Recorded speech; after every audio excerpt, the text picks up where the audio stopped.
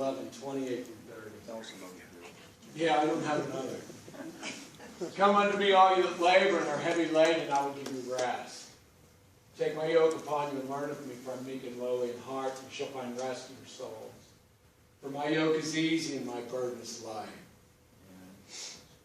You know, in our befuddled by Christianity minds, we read this verse and it paints a picture of poor weary travelers on a journey through a hard life in desperate need of Christ's comfort. How many have ever seen that? Come unto me, all you that labor and are heavy laden. That's us. How many have ever thought that? Christianity desperately needs to get over itself. How many understand that's true? We've literally become the generation that believes the cross is all about you. We believe that God's love is all about you. You know, that's really narcissistically pathetic when you think about it. That God's focus is you. God's focus is me. It's not true at all. The platform that you must stand on for clarity, you ready, is that everything has to do with God's kingdom. Yeah. Everything. How many want clarity? Yeah. You've got to stand on that platform. Yes. In the book of Revelation, John finds himself in the throne room of heaven. Look at Revelation chapter 4. The 24 elders fall down before him that sat on the throne, and they worship him that lives forever and ever. And they cast their crowns before the throne, and they say, Thou art worthy, O Lord, to receive glory and honor and power, for thou hast created all things, and for thy pleasure they were created. How many have ever sang that song? How many can imagine that what the 24 elders say continually before the throne of God is probably true? Nobody? It's probably true. Take my word for it. How many are awake? All things are created for God's pleasure. All things are created for God's pleasure. The word pleasure literally means purpose, desire, and will. And for thy purpose, and for thy desire, and for thy will, they are created. How many know that changes the way I see?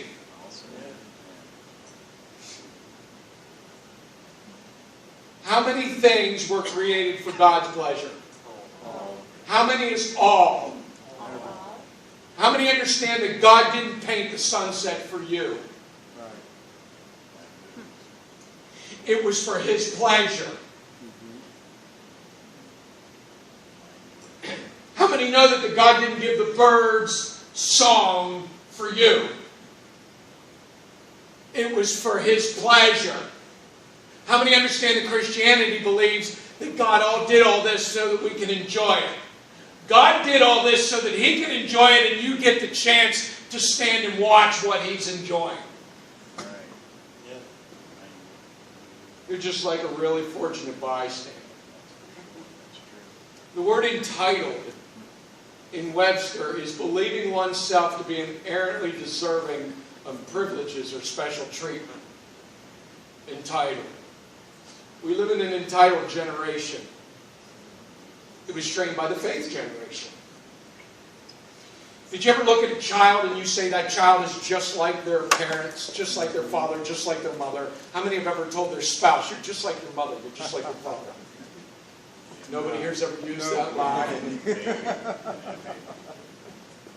That's like the lowest thing, right?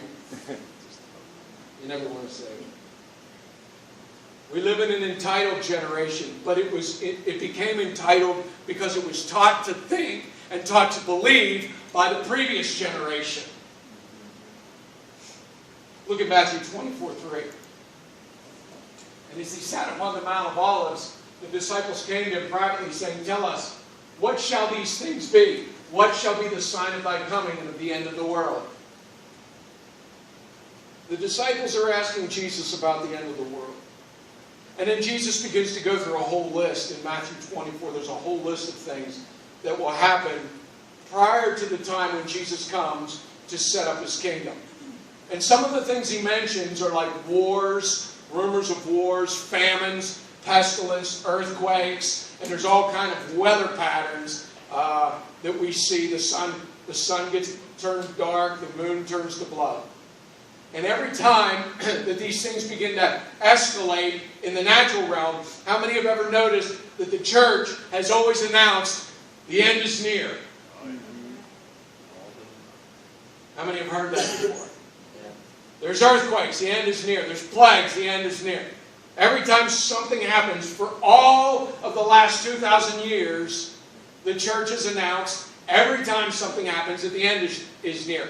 They're kind of like the little boy that cried wolf. Or Chicken Little saying the sky's falling. How many understand that nobody believes anything we say anymore? That's Right. There's a reason for that. Because every time something happens, we say, the sky's falling. I did notice one thing that Jesus prophesied in Matthew 24 that ties all the signs together. This is kind of cool. Matthew 24:10. Then shall many be offended, and shall betray one another, and shall hate one another. I saw a thing on the internet that said, it had a picture of Tom Hanks dressed as Forrest Gump. And he's looking confused, and he said, and one day everybody woke up and they were all offended. Doesn't it seem like it? How many have noticed how offensive has escalated in just the last couple of years? Jesus talked about offense. There's a reason for this. I'm really excited about it.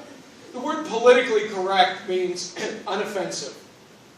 It means appropriate, neutral, impartial, liberal, all-embracing and accepting. Nothing stirs up the stormy sea of your soul more than an offense. And nothing will keep me spiritually blind more than my offended soul.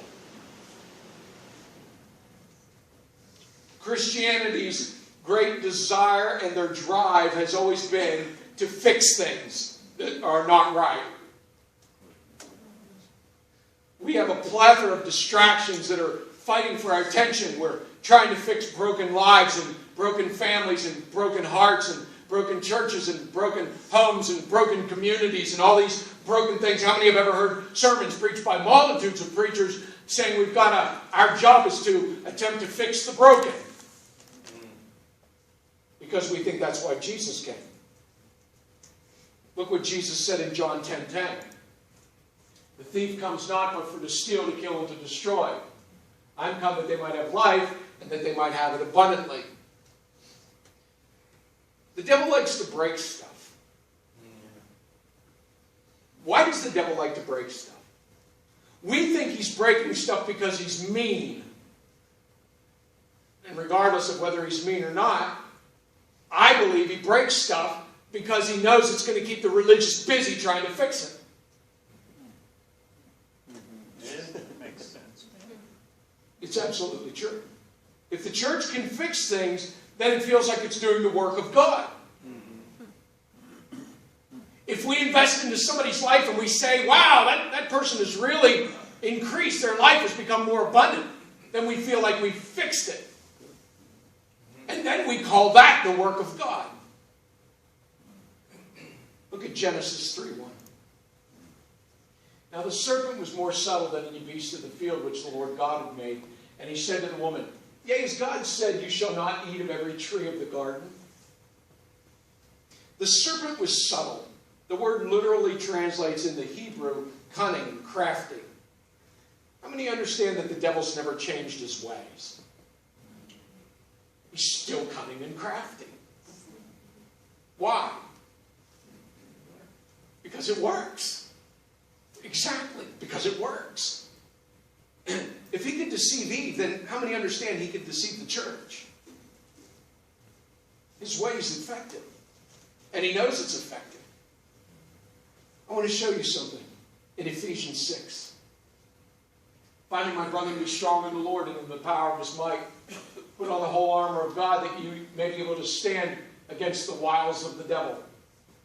How many have heard people preach about the wiles of the devil? Yeah.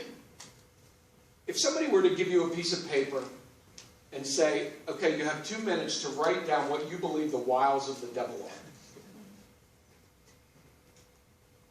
And you just had to sum it up. When we think of the wiles of the devil, we think of things that can potentially tempt people to sin. We need to steer clear of the wiles of the devil. Why? Because those are the things that he's going to use to tempt me to sin. It's the thing, those wiles that we would think of them as, that are what the majority of sermons are built on. Isn't it true? My friend used to say to me, Dan, the devil knows where your goat's tied. Well, I thought of that. And then I thought of this. It's not that the devil wants your goat.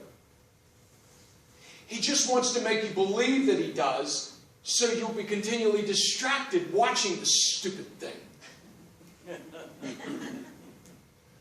It's true.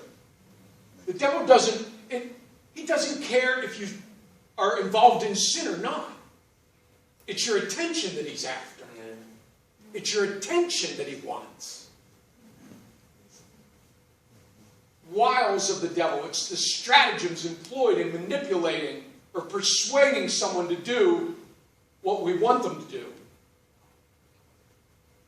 The devil doesn't care about your sin. He wants to fascinate your soul. He wants to impress you enough to make you look continually. Look at John 8:34. Jesus talked about it. Jesus answered them, verily, verily, I say to you, whosoever commits sin is the servant of sin. Can I ask you a personal question? How many have ever committed sin? A couple of you.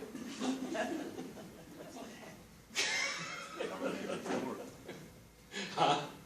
I didn't say just now. I said sin. It didn't pass.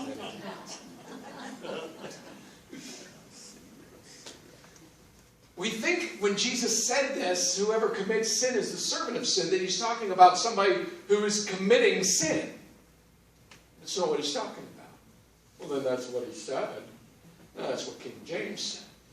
The word committed literally means to observe. It means to keep as one who is continually aware of or watching, like a shepherd watching sheep.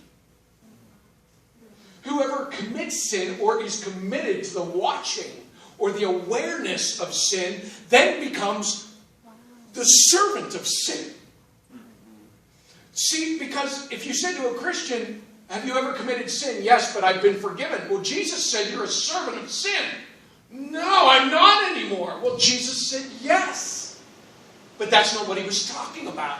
He was talking about your awareness of sin. Whether you do it or not has no bearing on that. How many know that changes the game? Jesus wasn't talking about your personal carnal propensity to do the sin, whether it's gossip or gluttony or greed or girls. Cigarettes and whiskey. Wow. That's not what he was talking about. It's not about you taking the bait. It's about you being distracted and having an awareness that the bait even exists.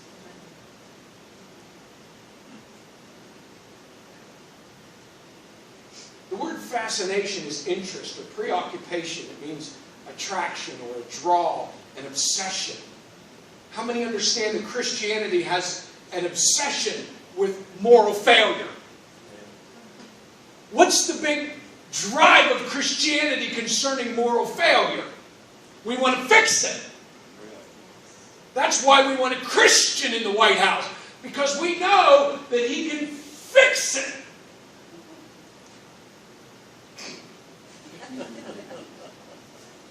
How many know it ain't happening?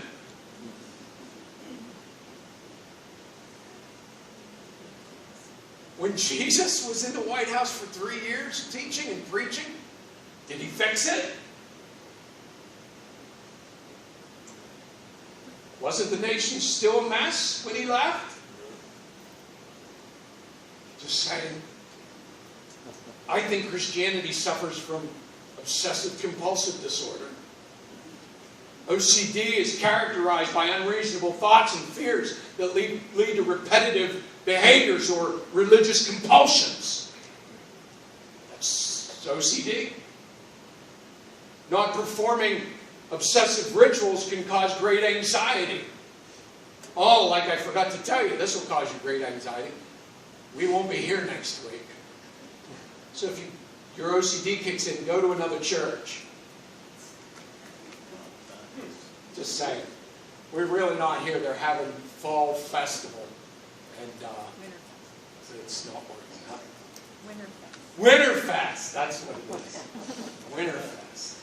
Oktoberfest is over. We're in Novemberfest. Just to let you know. Don't come. You'll be alone. Sorry. I'm OCD. Luke 18. And a certain ruler asked him, saying, Good master, what shall I do to inherit eternal life? And Jesus said to him, Why do you call me good? None is good save one, and that is God. How many believe this is truth? How many really believe this? How many believe that when Jesus said there's no one good but God, that was true? Right. Thank you. No matter what you believe to be good, then it's not. Right.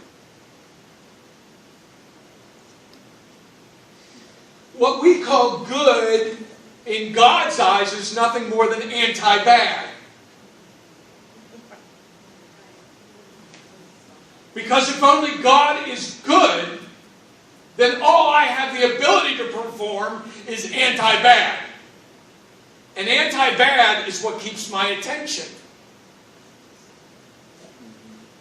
And then I become the servant. Because I'm continually attempting to perform anti-bad. We've been led to believe that by doing good, we are good. How many have been led to believe that? You don't have to raise your hands. I know it's true. How many have ever heard somebody say, wow, that person has really changed? Why do we say that person's really changed? Because they went from bad to anti-bad. I'm just saying. I'm the only one brave enough to say it. Actually, good behavior is great hypocrisy that comes from the tree of knowledge of good and evil. Is it true? Changing your behavior from evil to good will never make you spiritual. It just makes you really anti-bad. Don't you wish they had that in a spray? Put it under your arm. When you change your behavior from evil to good, it merely makes you carnally acceptable and even embraceable.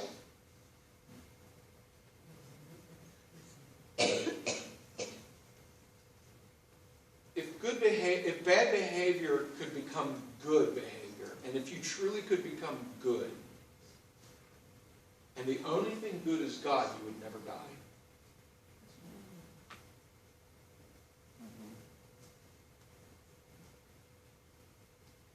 The song said, only the good die young. It's not true. The good never die. Only the anti-bad do. I hate this guy. If you were actually good, you would be like God. And being like God is what? Spiritual. If I was actually good, then I would become like God. Look at Genesis 3. And the woman said to the serpent, we may eat of the fruit of the trees of the garden, but of the fruit of the tree which is in the midst of the garden, God hath said, you shall not eat of it. Neither shall you touch it, lest you die. The serpent said to the woman, you shall not surely die, for God knows that in the day you eat of it, your eyes will be opened, and you will be as gods. Literally translates Elohim, or God, knowing good and evil. My attempt to be good is my soul's attempt to be like God. I'm not saying go be bad. I'm saying when that has your attention, you're the servant of sin. When moral failure is the focus of the church has become the shepherd of sin. How many would agree that's what the church has become? How do we know? Because they're trying to make people who have no call on their life act like Christians, even if they're not. Just act like it.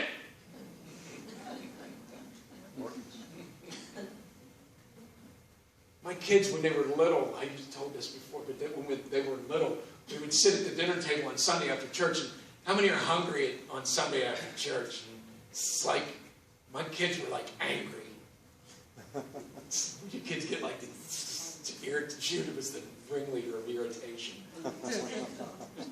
They just want to eat and they're arguing. They're sitting at the table. We're trying to get ready to eat. And they're sitting at the table arguing while we're putting the food on the table. And I would always say to them, kids, let's pretend to be Christians. Let's just pretend to be. Why? Because Christians know how to what? Act. Well, acting is the same word. My attempt to be good is my soul's attempt to be like God. So what do?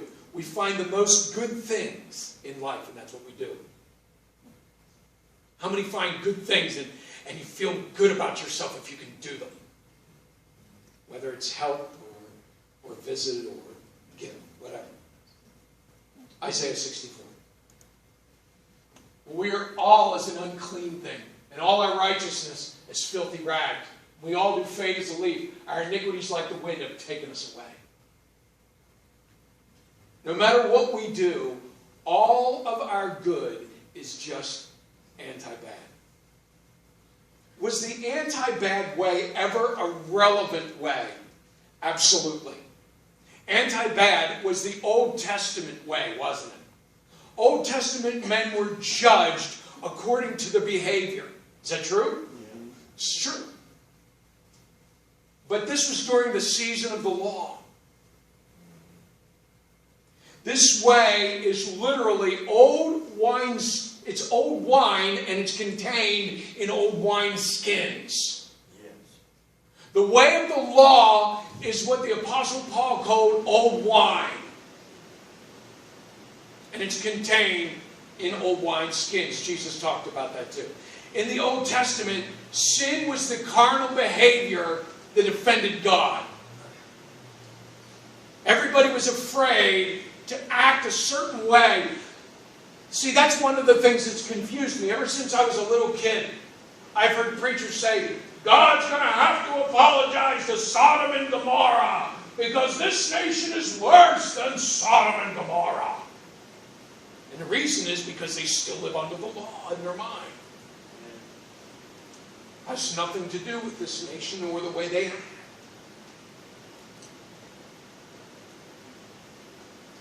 In the Old Testament, sin was carnal behavior that offended God.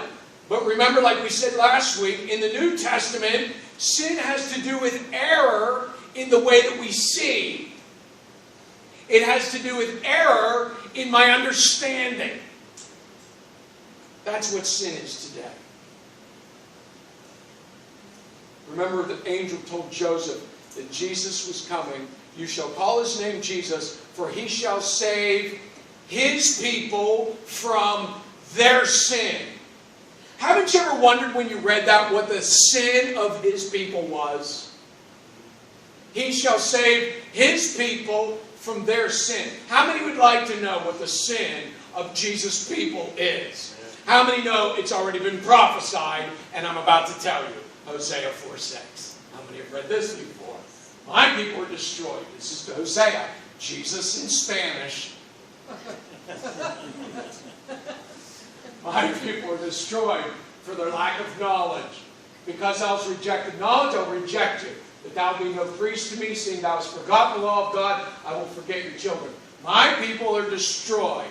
Their sin is the lack of knowledge. Not information, knowledge. What is knowledge? Sight, perception, understanding. discernment, comprehension, inability to observe God's will is sin. How many know God's will because God told it to you and not because you read it in the Bible? How many want to know what God's will is for them every step of the way? Yes. That you never have to guess. Yes.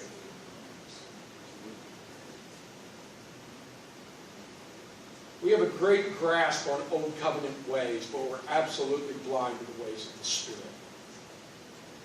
This is what Jesus actually came to save his people from. Jesus came to save his people from the Old Covenant and the ways of the law.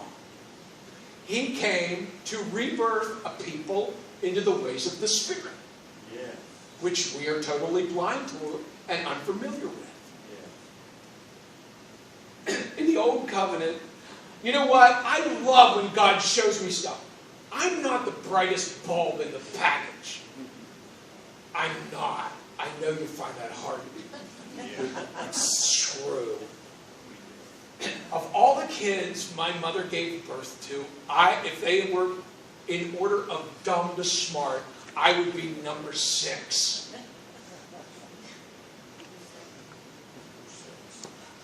I'm the low man on the totem. But when God shows me stuff, He shows me in pictures. Carol says, "Where did you get that?" And I said, "I saw the movie. It just came into my head. I saw the movie." My IQ is about as same as that bottle of wine. So He shows me the film. In the Old Covenant, men were drowning in an ocean of carnal sin. You got that picture?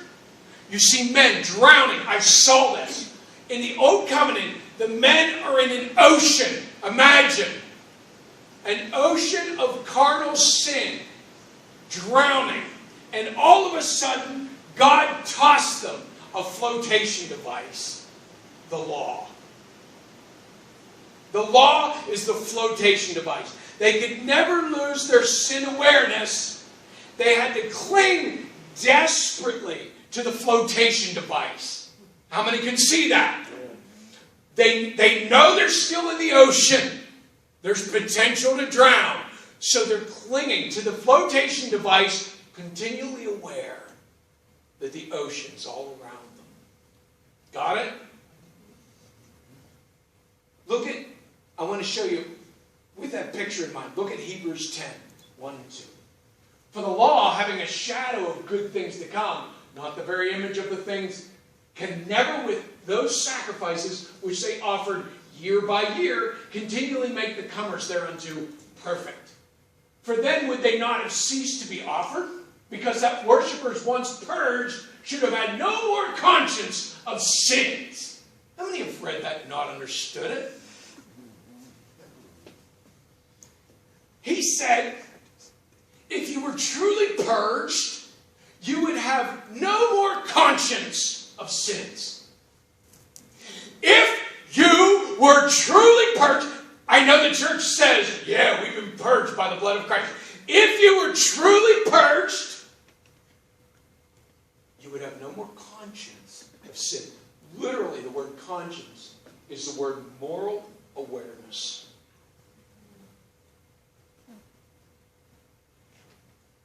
How does that work? How many understand that the strength of Christianity is found in moral awareness? Mm-hmm. What other strength does Christianity have? They're good, or at least real morally aware. They're the moral police of the globe. That's their strength. Is there anything else? Nada. Also Spanish. Christianity is the moral police. Look at Hebrews 10, 3 and 4, the next two verses. But in those sacrifices, there's a remembrance again. In the sacrifice, there's always a remembrance of sins every year. For it's not possible for the blood of bulls and goats that they should take away sins. He said there's a remembrance. The word remember literally means to remind. It's to mind again. It's to bring back to your memory. When Jesus came, he didn't come with a flotation device. Jesus came to pull his people out of the ocean. He didn't throw you, just like God threw the Old Testament people the flotation device. As long as you hold on to the law, you'll continue to be okay. Don't let go, though. Can you ever forget? How can you forget? You're in the water. You're floating in the ocean of moral failure, holding to this flotation device. But when Jesus came, he didn't come with a flotation device. He came to literally pull his people out of the ocean. Amen. Yes. It's a whole new concept. Yes, it is. Not so that you could be continually aware that you've been rescued, but so that you could put the ocean experience permanently behind you. That's an amazing thought, huh? Yes, it I is. saw all that in a movie. Is it cool? It teaches me like I'm a child. I am. In the Old Testament, humanity was helpless. Isn't that true? Look at Genesis 6, 5, and 6. God saw that the wickedness of man was great in the earth, and that every imagination of the thoughts of his heart was only evil continually. And it repented the Lord that he had made man on the earth, and it grieved God's heart. God's heart was grieved because man's imagination was only evil continually. I want to show you something about that. When left to their own devices, carnal humanity will continually deteriorate, following the way of the soul. It says that the thoughts of his heart was only evil continually. It doesn't say that all the actions of man were evil continually. It says that it was the thoughts of his heart. It doesn't say it was plagued by bad behavior even, does it? It says that all his attention was given to evil. That's what it says. It grieved God because all of humanity's attention was given to evil. You know what I think? This is probably just my thoughts. They probably sat around watching the news and talking about how bad things were getting. Just saying. When we think of evil, what do we think of? We think of thieves, don't we? And we think of murderers and sexual deviants and people who prey upon the helpless and politicians. Isn't that what we think of as evil? Amen.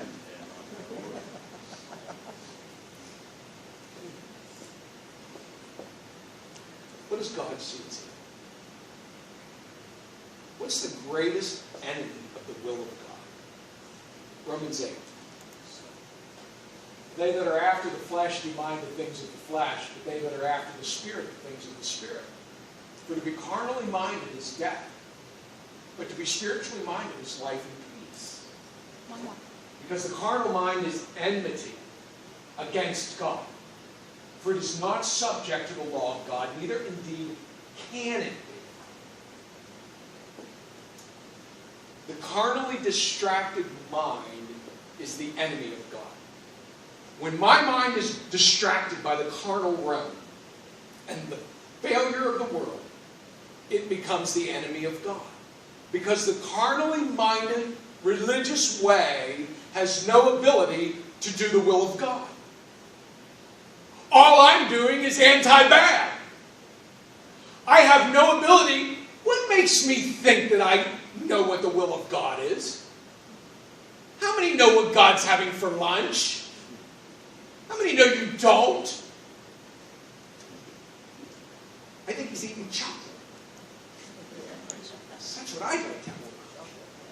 Yeah, chocolate sandwich. The word preconceived is an idea or opinion formed before having the truth or the evidence. Preconceived. All religious beliefs about God and God's ways are preconceived.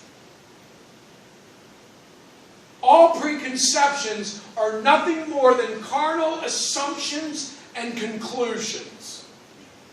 In John 4, Jesus is having a conversation, and I want to show you this and I'm going to be done, with a woman that we know as the woman at the well. How many know that story? They get together and they talk about water, and she tells them how deep the well is, and that this well is BYOB. Bring your own bucket.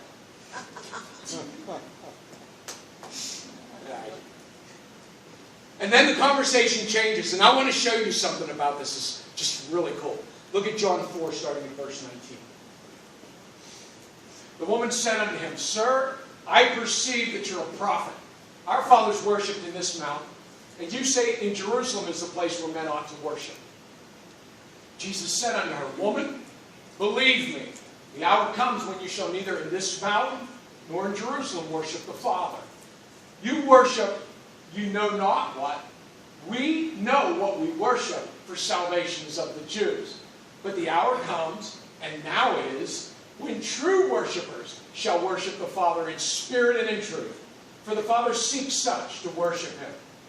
God is spirit. God is spirit.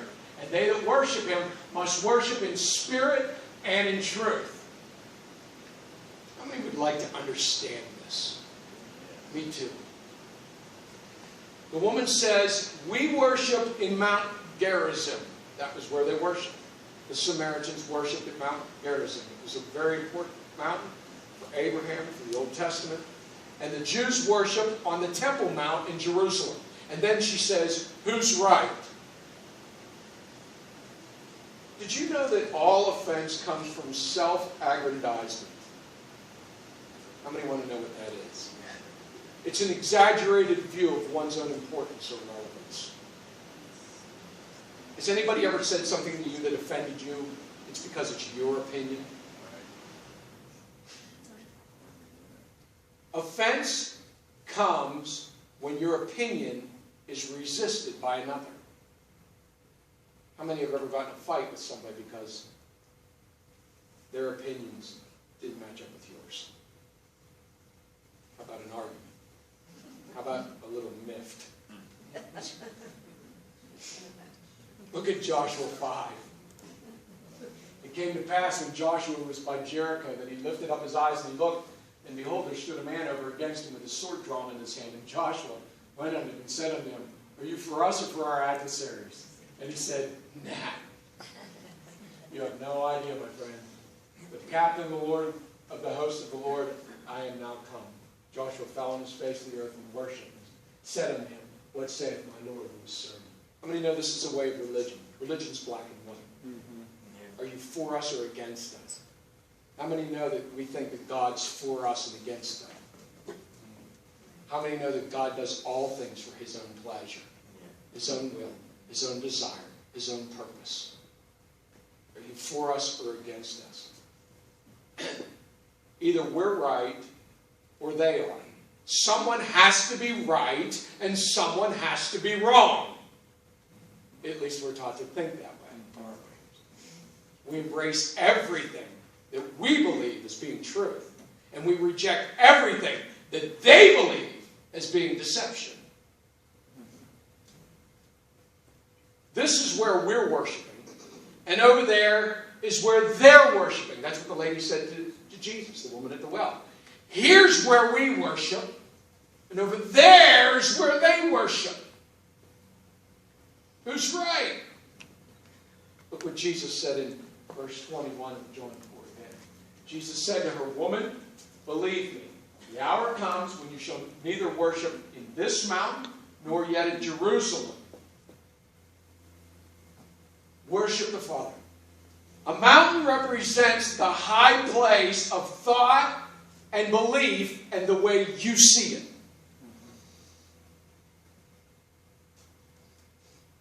How many understand that all change begins with something offending the way you believe?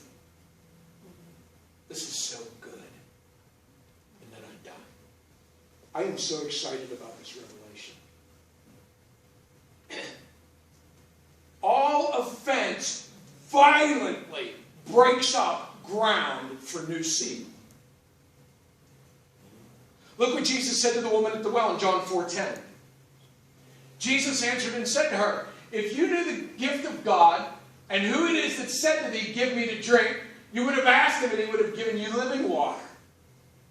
If you knew, Jesus said, if you knew, the word knew, if you knewest, the word knewest literally was, if you understood, if you perceived, if you could see. And then he says, the gift of God. What's he calling a gift? What's your preconceived idea about it? What gift is he talking about? That's what I thought. He's talking about grace. He's talking about himself. He's talking about salvation. You know what he's talking about? He's talking about offense. He's talking about the offense that he's about ready to offend her with. Why is offense a gift? Because without it, there's no potential to ever change the way that you see. Offense is literally the violent thing that breaks up the ground. How many have ever watched a farmer plow the field? When the plow goes in, doesn't it violently break the ground up? Why does he do that? Because without it, it's not prepared for the seed. The seed of the kingdom comes in seed form. The only way that you'll ever receive the seed of the kingdom is that he has to offend you first. He has to break up your ground. How many know there's a lot of people that will reject the offense? God told me this a couple of months ago. He said, the closer you get to me, the more I will offend you. He said, only those who can continually allow offense and continually travel forward will ever see my kingdom.